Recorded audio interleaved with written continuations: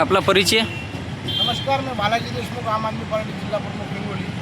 आपण कालपासून जिल्हाधिकारी कार्यालयासमोर उपोषण करत आहोत. या उपोषणाचे महत्त्वाचे कारण म्हणजे आसलवाडी मुंडळ ते मोरगव्हाण हा 9 किलोमीटरचा लांबीचा रस्ता आहे आणि या रस्त्याचं काम जे आहे ते अंदाजपत्रकाच्या कुठल्याच बाबीची अंमलबजावणी न करता कार्यकारी अभियंता असतील, उपअभियंता असतील, कनिष्ठ अभियंता असतील या ठिकाणी संगनमत करून या रस्त्याचे काम केलेले आहे आणि या रस्त्यामध्ये अंदाजपत्रकाच्या कुठल्याच बाबतीची अंमलबजावणी संबंधित अधिकाऱ्यांनी केलेली येत नाही.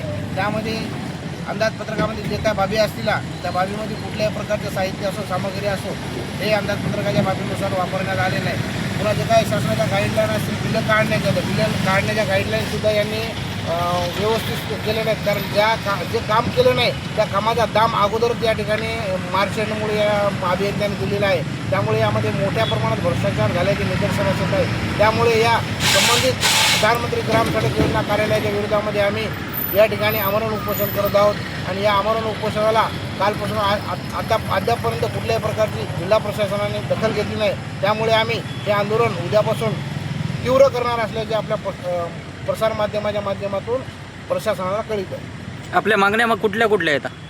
महत्त्वाची आमची मागणी म्हणजे मोजमाप करणे. मोजमाप करून जे काय त्यांनी भ्रष्टाचार केलेला आहे त्या संबंधित भ्रष्टाचाराची चौकशी करणे, विभागीय समिती नेमणे, विभागीय समिती नेमून गुणवत्ता चाचण्या पूर्ण करणे, त्या रस्त्याच्या जे काय इस्टिमेटमध्ये अंमलबजावणी असतील इस्टिमेटप्रमाणे पूर्ण गुणवत्ता चाचण्या करणे आणि गुणवत्ता चाचण्या करून पूर्ण गुणवत्ता चाचण्याचा अहवाल अर्जदारास प्राप्त करून देणे आणि संबंधित जे काही दोषी अधिकारी असतील त्यांच्यावर कायदेशीर कार्यवाही करावी या संदर्भामध्ये आमच्या प्रमुख मागण्या आहेत.